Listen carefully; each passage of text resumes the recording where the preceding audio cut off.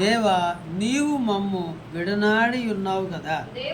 దేవా మా సేనలతో కూడా నీవు బయలుదేరుట మాని ఉన్నావు కదా. మనుషుల సహాయం వ్యర్థము, శత్రువులను జయించుటకు మాకు సహాయము చేయము. దేవుని వలన మేము శూర కార్యములను జరిగించేదము. మా శత్రువులను అనగద్రొక్కువాడు ఆయనే. చూడండి, ఇక్కడ మనం దేవుని కలిగి ఉండాలి. ఇది ముఖ్యమైనది. మనం హృదయంలో పెట్టుకోవాలి దేవుణ్ణి. మనం దేవుని కలిగి ఉంటే అంతా క్షేమంగానే ఉంటుంది. ఒకవేళ దేవుడు లేకుండా కూడా చాలామంది బతుకుతున్నారు లోకంలో. కానీ వాళ్ళు బతుకుతున్నారని మనకు పై రూపానికి కనపడదు, కానీ వాళ్ళు ఏదో ఒక సమస్యని ఎదుర్కొంటూ ఉంటుంటారు. మరి రక్షణ పొందని వాళ్ళు మీరు దేవుని కలిగి ఉండాలి. మీరు దేవుని కలిగి ఉండటం ద్వారా మీ పనుల్లో, మీ జీవితాల్లో, మీ కుటుంబాల్లో, భార్య పిల్లలు, ఈ అన్ని విషయాలలో మీరు దీవెనకరంగా ఉంటారు. ఈరోజు దేవుడు లేక ఎంతోమంది కొట్టు చేస్తున్నారు. అన్నదమ్ములు కొట్టు చేస్తున్నారు, అక్క చెల్లి కొట్టు చేస్తున్నారు, భార్య భర్తలు కొట్టు చేస్తున్నారు. సరే, మొన్న సెల్ఫీ తీసుకుందామని ఒక లవర్ని తీసుకెళ్ళి నదిలో తోసేసింది. ఎవరిని? భర్తనే తోసేసింది. పాపం. మరి చూసారా, ఇలాంటివి ఎన్ని జరుగుతున్నాయి లోకంలో. ఎందుకని? దేవుడు లేక, దేవుడు ప్రేమ లేక. ఎవరు మోసం చేస్తారో తెలియదు. భార్య మోసం చేసింది, ఇంకేటా? భర్తలు మోసం చేసేవాళ్ళు ఉన్నారు, భార్యలు మోసం చేసేవాళ్ళు ఉన్నారు, లవరు మోసం చేసేవాళ్ళు ఉన్నారు, ప్రియులు మోసం చేసేవాళ్ళు ఉన్నారు. అసలు ఎవరు నమ్మాలి అర్థం కావట్లేదు. అందుకే ఇక్కడ ఏముంది వాక్యం? మనుషుల సహాయము వ్యర్థం. దాని గురించి తర్వాత చెప్తాను. దేవుని కలిగి ఉంటే దేవుడు తప్పిస్తాడు. రక్షణ పొందిన వాళ్ళు దేవునితో ఎల్లప్పుడూ ఉండాలి, పోగొట్టుకోకూడదు. ఎప్పుడు పోతాడు దేవుడు మన దగ్గర నుండి? ఎప్పుడు తొలగిపోతాడు? దేవుడు మన హృదయాల్లో నుండి తొలగిపోకుండా మీరు ప్రతిరోజు కాపాడుకోవాలి. అది దేవుని సన్నిధి పోయిందనుకోండి, దేవుని సహాయం పోయిందనుకోండి, మన పని ఖాళీయే. అందుకని దేవుడిని పోగొట్టుకోకూడదు. ఎప్పుడు దేవుడు తొలగిపోతాడు? మనము ఎప్పుడైతే ప్రార్థనలు ఎగ్గొడతామో అప్పుడు దేవుడు నీ దగ్గర ఉంటాడా? ఉండడు. నువ్వు దేవునికి వ్యతిరేకమైన చెడ్డ పని కానీ ఏదైనా చేసావనుకోండి, అప్పుడైనా దేవుడు ఉంటాడా? ఉండడు. నేను 3 విషయాలు మీకు జ్ఞాపం చేస్తాను. చూడండి వాక్యంలో. నిర్గమాకాండము 33:3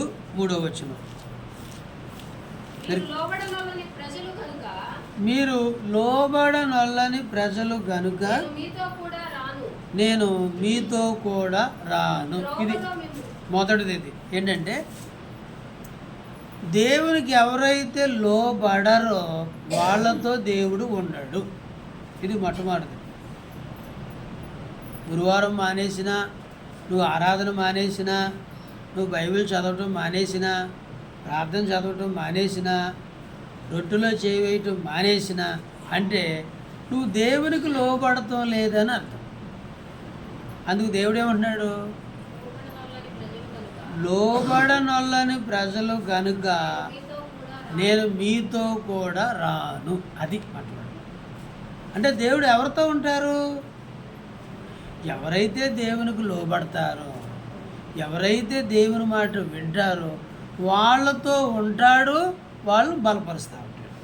రెండో విషయం, న్యాయాధిపతుల గ్రంథము చూడండి. న్యాయాధిపతుల గ్రంథము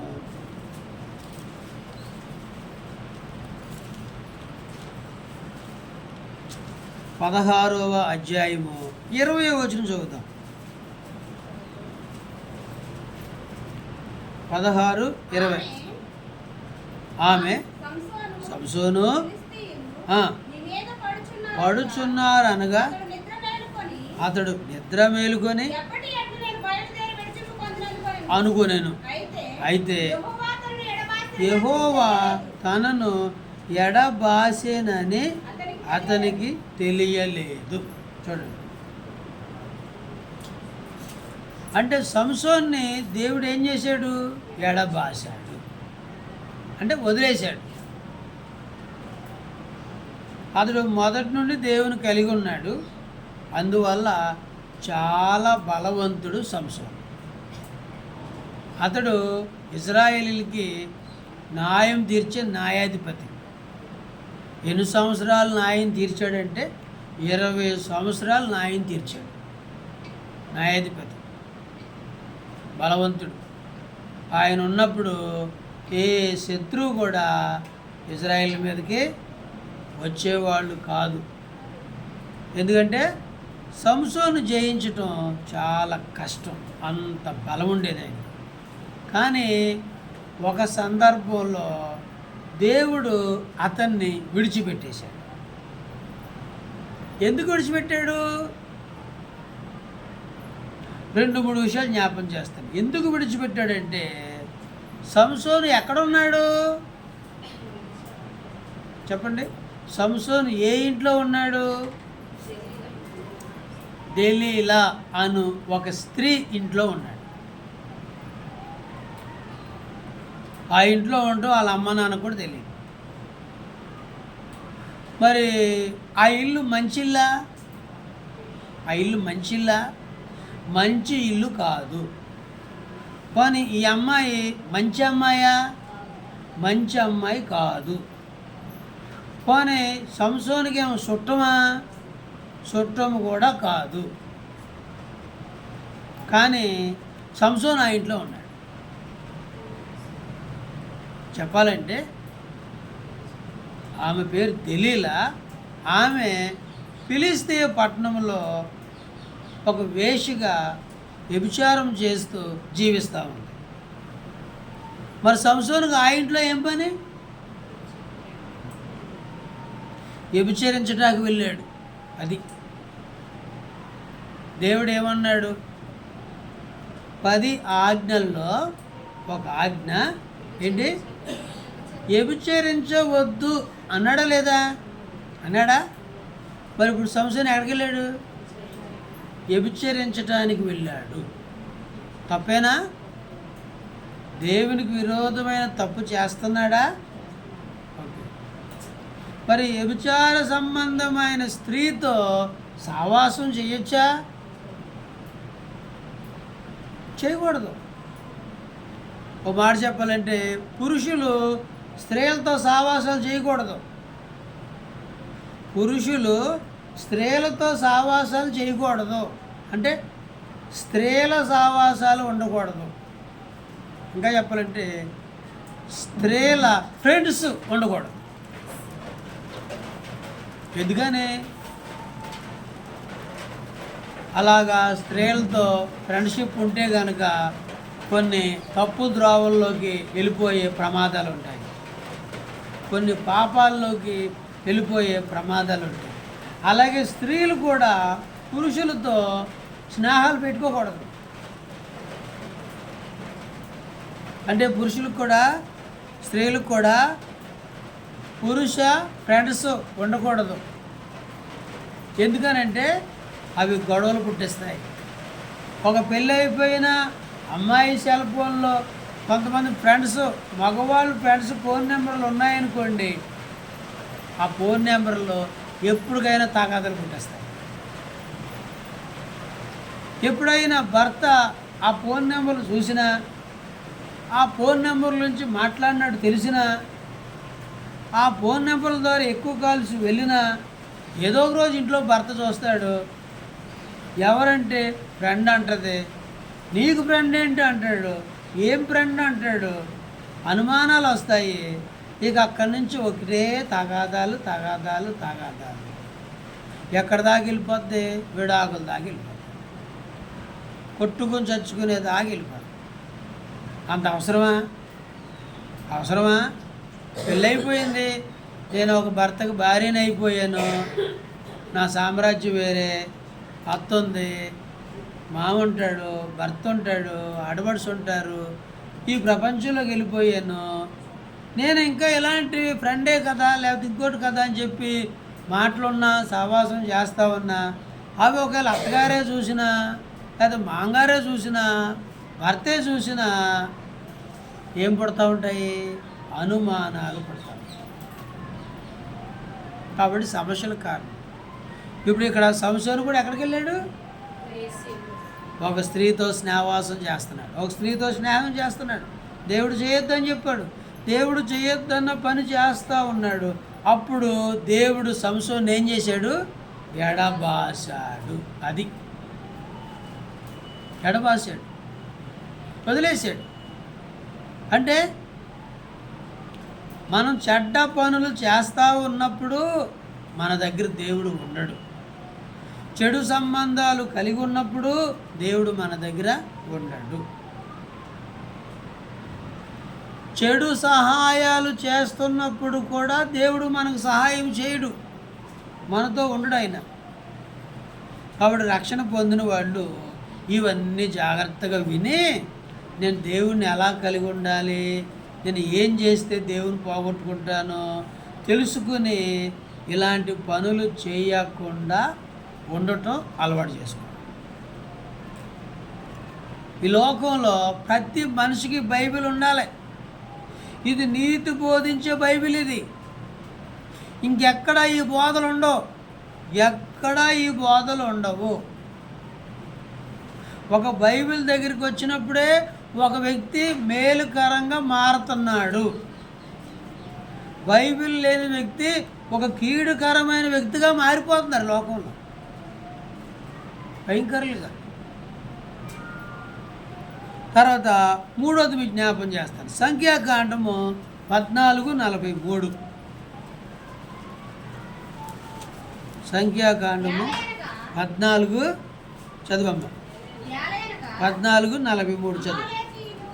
ఏలయనగా అమాలేకీలు కనానీయులు మీకంటే ముందుగా అక్కడకు చేరి ఉన్నారు. కూలుదురు చూడండి, అది ఆ మాట. మీరు యెహోవాను అనుసరించుట మానితిరి గనుక ఇక యెహోవా మీకు తోడై ఉండడని చెప్పాను. అది అంటే దేవుణ్ణి అనుసరించడానికి ఎవరైతే మానుకుంటారో, దేవుడు వద్దు అని ఎవరైతే అనుకుంటారో, నాకు ప్రార్థన వద్దు, నాకు వాక్యం వద్దు, నాకు దేవుడు వద్దు అని ఎవరైతే అనుకుంటారో వాళ్ళతో కూడా దేవుడు ఉండడు. దేవుడుంటే ఒక మేలైన జీవితం ఉంటుంది, దేవుడు లేకపోతే ఒక కష్టమైన జీవితం.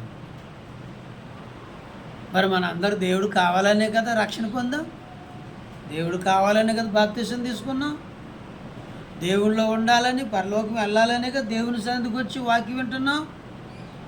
కాబట్టి దేవుణ్ణి ఎక్కడా పోగొట్టుకోకుండా కాపాడుకోవాలి. ఒకవేళ నీకు ఎప్పుడైనా దేవుని సన్నిధి నాతో లేదు, దేవుడు నాతో ఉండలేదు, నాకేదో లాగుంటుంది మనసులో, నేను ఈ తప్పు చేయటం వలన దేవుని సన్నిధి నాకు దూరం అయిపోయింది అని నీకు ఒకవేళ అనిపించింది అనుకో, అప్పుడు నువ్వేం చేయాలంటే నువ్వు పశ్చాత్తాపడాలి. ప్రభువా, నేను ఒక తప్పు చేశానయ్యా, ఆ తప్పు చేయటం వల్ల నీ సన్నిధి అంతా నేను పోగొట్టుకున్నాను, నాకు అర్థమైపోతుంది, నన్ను క్షమించయ్యా, ఆ తప్పును క్షమించయ్యా, నీ సన్నిధి నాకు మరలా కావాలయ్యా అని నువ్వు ప్రార్థన చేసుకోవటం ద్వారా, ఒప్పుకోవటం ద్వారా, క్షమాపణ కోరుకోవటం ద్వారా నీలో ఉన్న గలిబిని దేవుడు పోగొట్టి మరలా దేవుడు తన సన్నిధి చేత నింపి మరలా దేవుడికి తోడుగా ఉండటం ప్రారంభిస్తాడు. హల్లెలూయా, హల్లెలూయా. ఓకే, 11వ వచనం చదువుతాం. కీర్తన 60:11.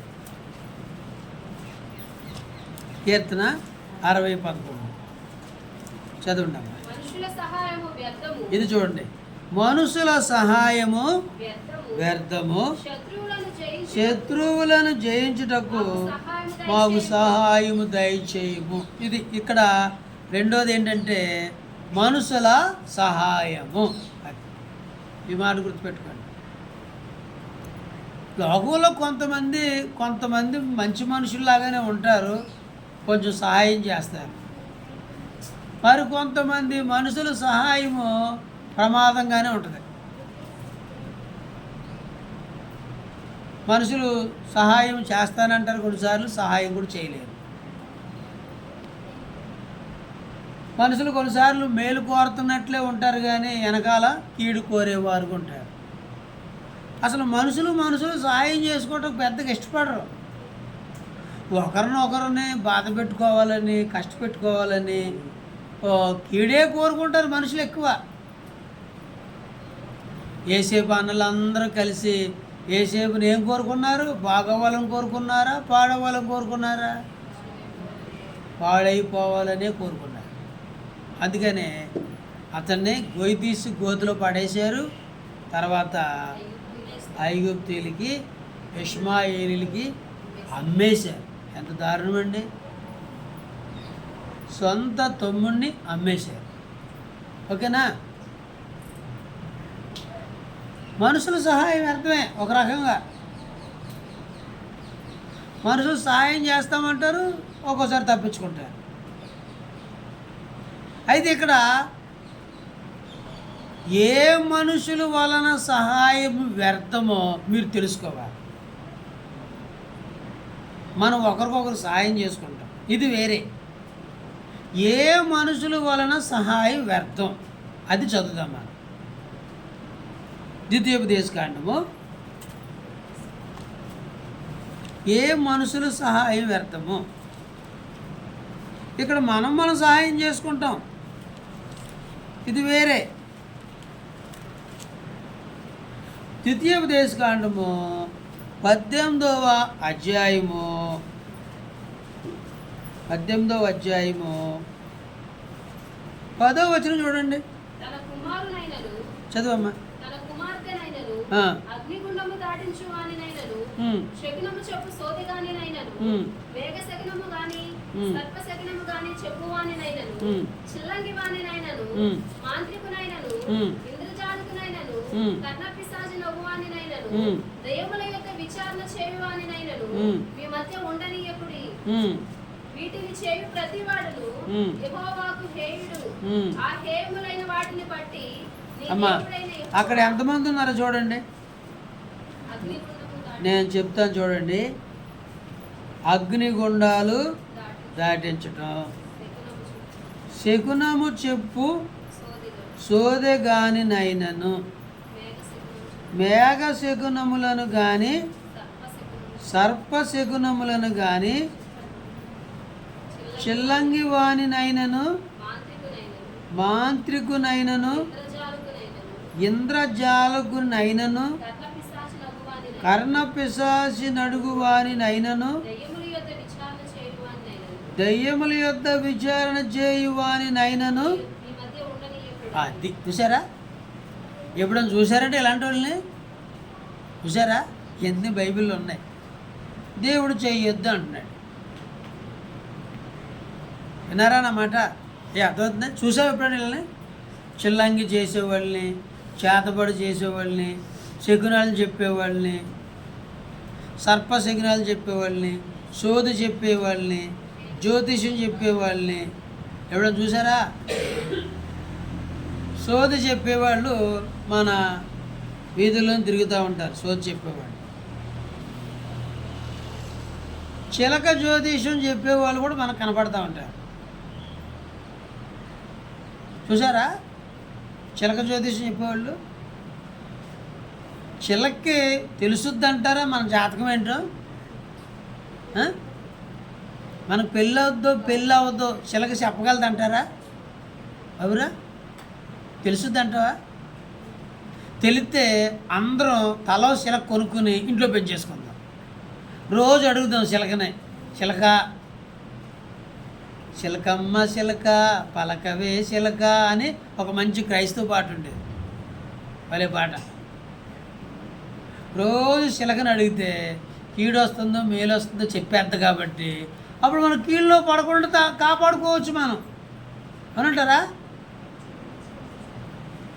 చిలక్కి తెలియదు, అది జీవి ప్రాణి అంతే, పక్షి, కొద్దికాలం దాని జీవం అంతే, తర్వాత చచ్చిపోతుంది. మరి ఏంటంటే దానికి కొంత ప్రాక్టీస్ చేయించి, దానికి కొంత సాధకం చేయించి, కొన్ని ట్రిక్కులు నేర్పించి, కొన్ని గుర్తులు నేర్పించి జీవనం కోసం ఆ పని చేస్తూ ఉంటారు అంతే. చిలకేమీ తెలియదు. సోది కూడా అంతే, టింగ్ టింగ్ టింగ్ టింగ్ అని గుమ్మడికాయ తోటి వేసుకుని తను పెద్ద కర్ర కట్టుకుని మధ్యలో తీగ కట్టుకుని తిరుగుతూ ఉంటారు. మన ఇంట్లో జరిగేది ఏంటో జరగంది ఏంటో, మీ ఇంట్లో ఎవరైనా చచ్చిపోయిన ఉంటే వాళ్ళు ఎవరు చంపేశారో, ఎవరి ద్వారా జ్వరం వచ్చిందో, ఎవరి ద్వారా కీడు వచ్చిందో, ఇవన్నీ చెప్పడానికి సోది చెప్పేవాళ్ళు వస్తూ ఉంటారు. చూసావా సోది చెప్పేవాళ్ళు ఏం చెప్తారు? వాళ్ళకు కూడా తెలుసా, వాళ్ళ చీర సారి ఉండదు, వాళ్ళ జాకెట్ సారి ఉండదు, వాళ్ళ జుట్టు సారి ఉండదు, వాళ్ళకి చెప్పులు సారి ఉండదు, వాళ్ళకు సంచి చేసుకుంటారు తిరుగుతారు. మరి వాళ్ళకి మన విషయాలని తెలిసిపోతాయా? సరే, మన విషయాలను తెలిస్తే వాళ్ళ విషయాలు వాళ్ళే తెలుసుకుని వాళ్ళే కోటీశ్వరులు అయిపోవచ్చు కదా. మన దాకెందుకు? వాళ్ళ జాతం వాళ్ళు చూసుకుని, అంతేనా, వాళ్ళ జాతకం వాళ్ళు చూసుకున్నారనుకోండి, మంచో చెడు తెలిసిపోతుందిగా. వాళ్ళు మంచి చేసుకుని వాళ్ళే డబ్బున్న వాళ్ళు అయిపోవచ్చు కదా అక్క. వాళ్ళకే తెలితే వాళ్ళకి తెలీదు, ఎవరిది కూడా వాళ్ళకి తెలియదు. అది జీవనం, ట్రిక్కు అంతే. మనుషుల యొక్క నాడు పట్టుకుని ఒక దెయ్యం చేత ఆవరించబడి చెప్తారు, ₹1 సంపాదించుకుని వెళ్తారు అంతే. హల్లెలూయా, అందరూ చెప్పాలి హల్లెలూయా.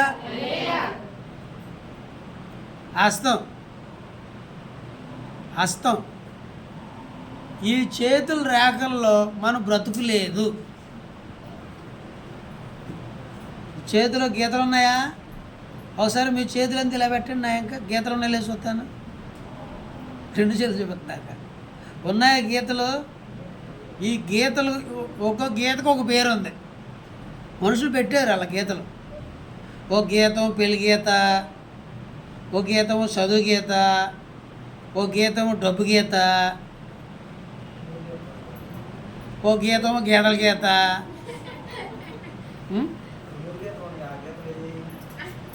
ఇది నీకు చూడాలనే మరి ఏ గీత? ఆ 3 గీతల్లో ఒక గీత ఏంటంటే చదువు ఆగిపోయింది. ఆగిందేలే చెప్పు, అటు ఉంది, పైన సగం దాకా ఆగిపోయింది, అది చదువు గీత. కాబట్టి నువ్వు చదువు మధ్యలో ఆగిపోయావు. చదువుతున్నావు ఇంకా పిహెచ్డీ చేసాడా? చేస్తున్నాడు ఇంకా. ఏది నాగార్జున యూనివర్సిటీలోనా? మనుషులు ఈ గీతలు ఏమి మారవు, అట్టాగే ఉంటాయి.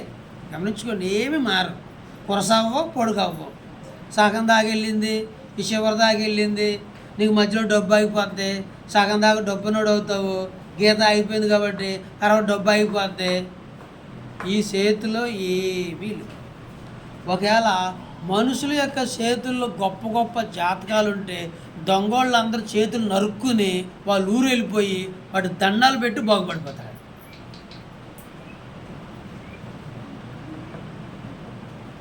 అంతేనంటారా? అంటే ఇప్పుడు మీరు అర్థం చేసుకోండి, మనుషుల సహాయం వ్యర్థం అంటే ఏ మనుషులు? ఈ మనుషులు. అది ఇదిగో, నీకు ఎవరి మీద కోపం ఉందా? అయితే దాన్ని చంపేయమంటావా? డబ్బులు ఇస్తావా? వాడు చేతబడి చేస్తాను, చంపేస్తాను. ఇది సహాయం.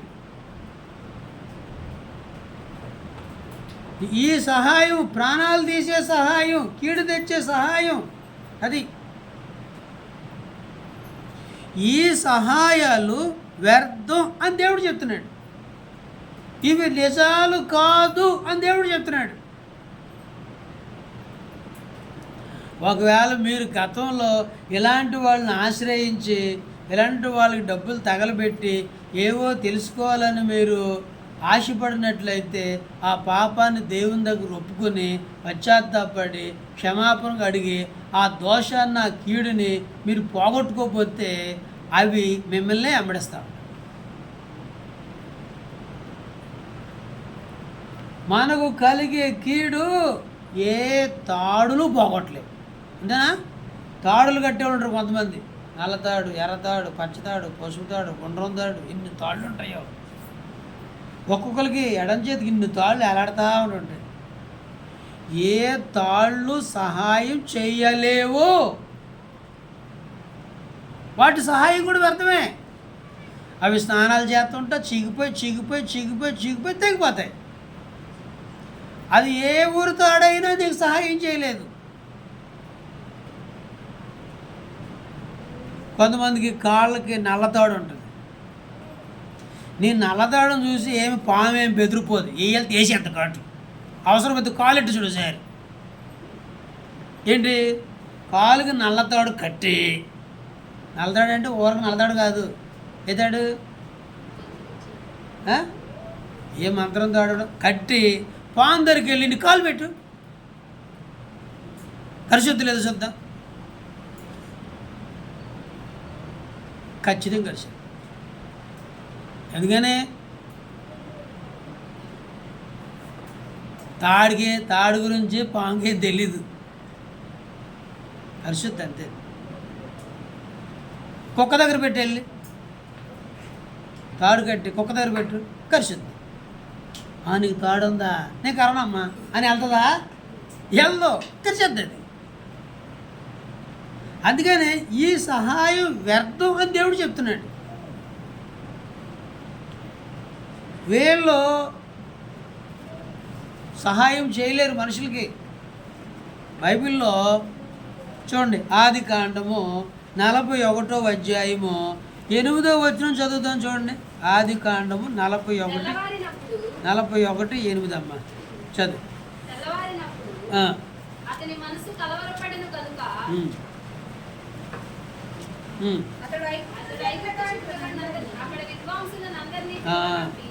అదే చదవాలి, అది చదవాల్సింది పక్కకి వెళ్ళిపోతున్నారు.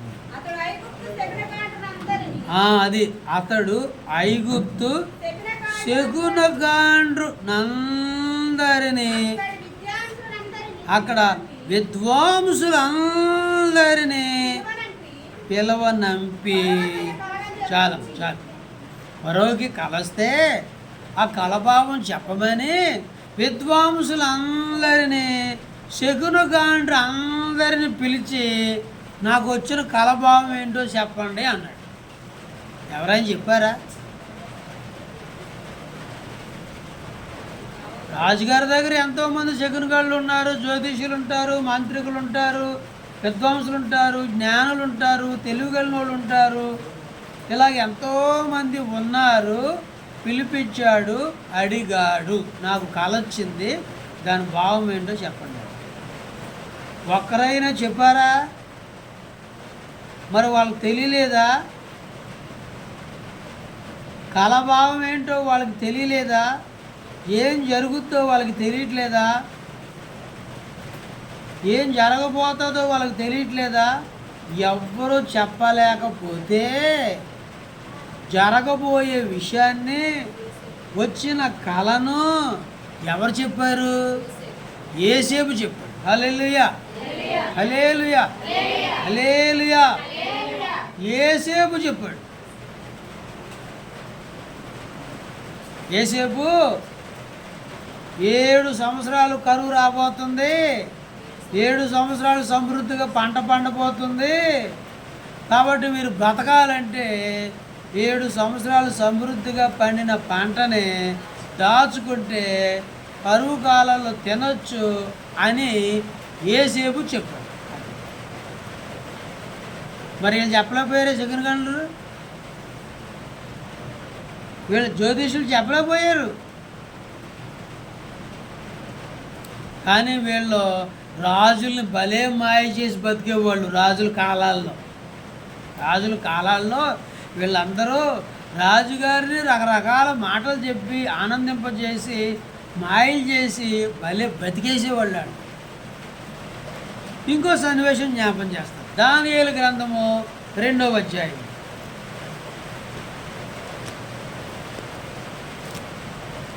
దానియేలు గ్రంథము 2వ అధ్యాయం.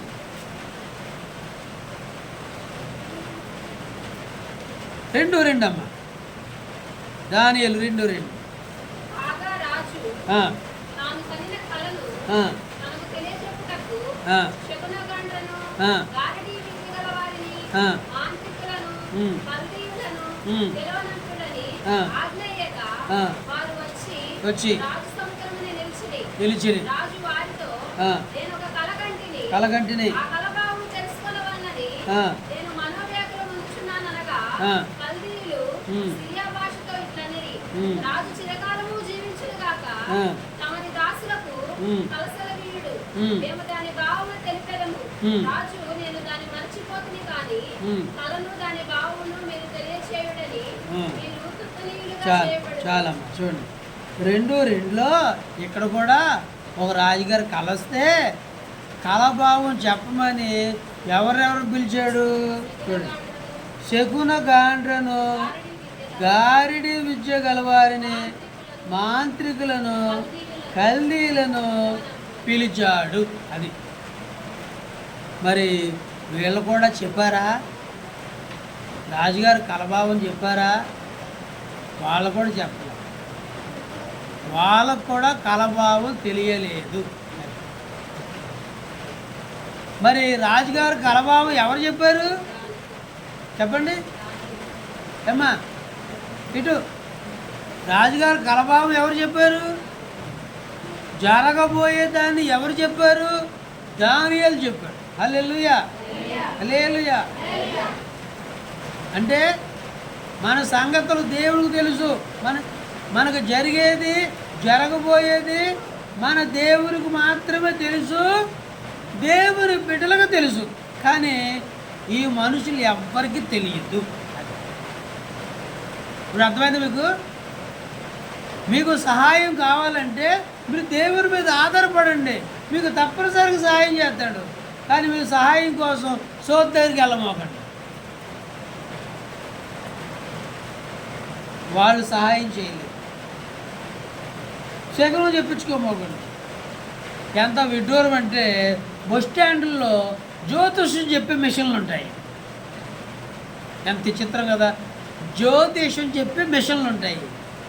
మనం ఆ మిషన్ మీదకి ఎక్కి ₹1 దాంట్లో వేసామనుకోండి, ఆ మిషను మనకి ఏం జరుగుతుందో జాతకం చెప్పు.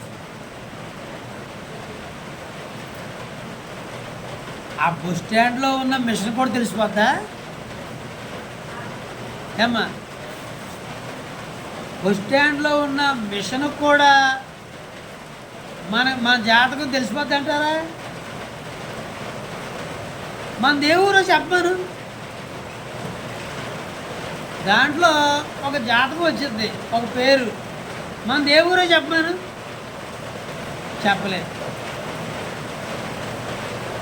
కొన్నిసార్లు ఆ జాతకాలు ఎలా అవుతాయంటే, పెళ్ళి అయిపోయినడికి నీకు సంవత్సరం పెళ్ళి అవుద్ది అని వచ్చింది.